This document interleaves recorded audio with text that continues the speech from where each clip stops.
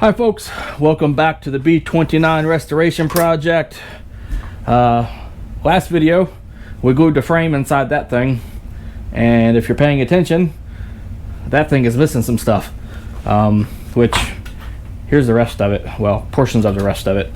So came down here about an hour and a half, 2 hours ago, and sat on my shop stool and just started staring, trying to figure out exactly how I wanted to go about getting the fiberglass on this glued on without gluing this on by mistake. And honestly, I couldn't come up with any good ways of keeping this and the rest of it all together and gluing it on without gluing this on by mistake. So what I came to, the realization I came to is that this had to get removed from the rest of it in order to glue the rest of it on thoroughly, and that's what I did. To cut it out, basically I took one of those oscillating saws and the half moon saw blades.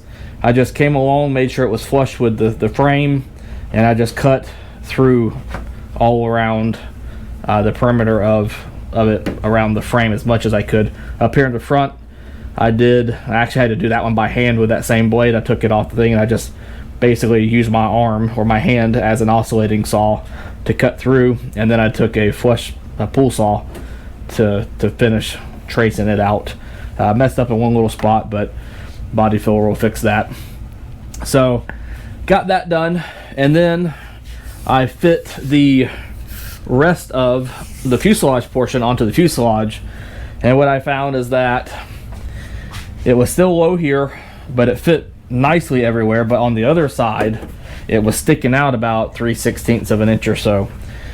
And after taking a ruler and running it from the new nose, the cockpit area, back to the rest of the fuselage, here along the sides up to about the window line on both sides is really nice, and then from the window line up to the 12 o'clock position on the fuselage, it gets progressively worse, needing more and more body filler. So because of that, I elected to remove all of the fiberglass piece here, because my buddy Brett, he suggested that I take some of the thicker Airex foam that I use for my composite models, and I just glue it on here, and then I sand it to shape because it's going to be tapered down in thickness, and then I glass over it, because with as much body filler that will be needed here to blend all this in, it would need to be, the body filler would have to be glassed anyway. So the Airex foam will be significantly lighter than body filler, or even probably balsa wood. So I do still have a lot of 1/8 inch contest grade balsa, so I might use the balsa wood just to make it simple. Either way, I'm still gonna have to put probably get away with one layer of fiberglass there. And then I came up with this weird looking shape where basically the two black marks you see here, these are the edges of the inboard edge of the gear door or the gear well, and I did not want to take it all the way to that, so I went out about an inch, and then I just went from the corner of the hatch down to about an inch outside of that. And then what this will do is this will make it to where the body filler that will be needed to blend this in will blend in nicely to the very, very minute amount of body filler that's needed here at the bottom, and then gets progressively worse as we get to the top. So this will help blend all of this in very, very nicely without having to worry too much about it becoming an eyesore and having to do a lot of extra fiberglassing to make sure it doesn't pop off. In the process of fitting that, the area I said here that was sticking out, I found that the balsa skins, it was actually what was causing it to stick out, because you could get it to fit really nice here, or you could get it to fit nice here, but anywhere past this edge it would push it out either to the back or the front. So I just came in here with a permagrit sanding block and really took out a lot of the balsa wood sheeting, and now it fits pretty much perfect in here. So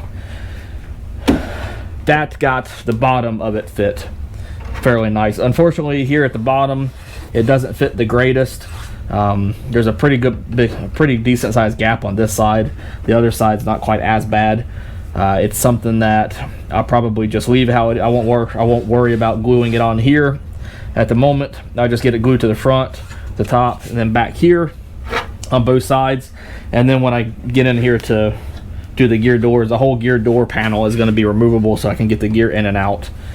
And once that gear panel comes out, I'll worry about getting in there with some probably with some thicker high saw, like a 9460 or something like that, to build up a nice fillet on the inside to fill in that gap, or I'll even put some balsa wood in there to fill it in. So the hatch, I've just gone around the perimeter of the hatch everywhere that there will be glue, and I just put some HVAC tape, this aluminum stuff, just to help guard against it getting accidentally glued to the fiberglass piece that's going to be put onto the bottom of the fuselage, I should say.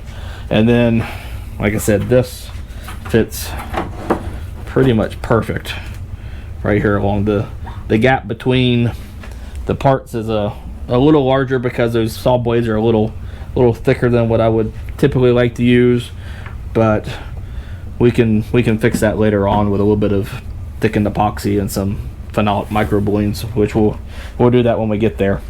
So this fits really nice.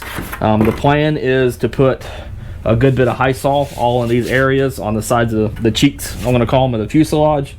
This will get pushed up in here.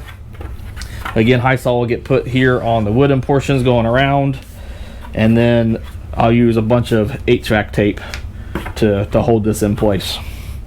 So that's the plan. Now let's hope it works.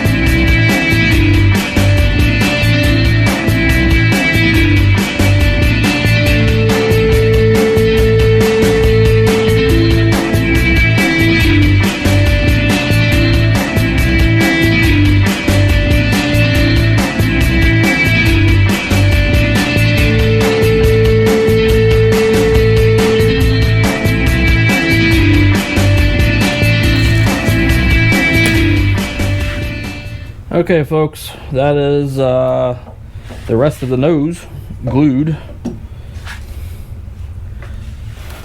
Okay folks, that is the rest of the nose glued onto the B29 here.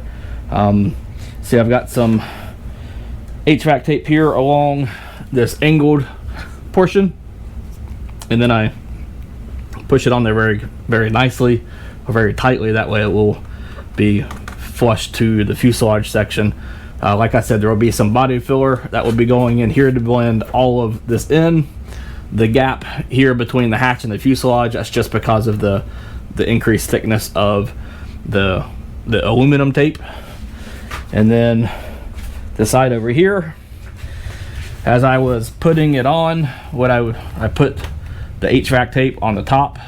You can get it where you can see it. Put the HVAC on the top fore portion first, and then had it stick out, but I did not wrap it over. I waited till I put the hatch on. That way I could push the lower portion into position, and then I could fold it over to help hold it in place, because this one fit just a little bit looser up against the plywood fore portion compared to the top.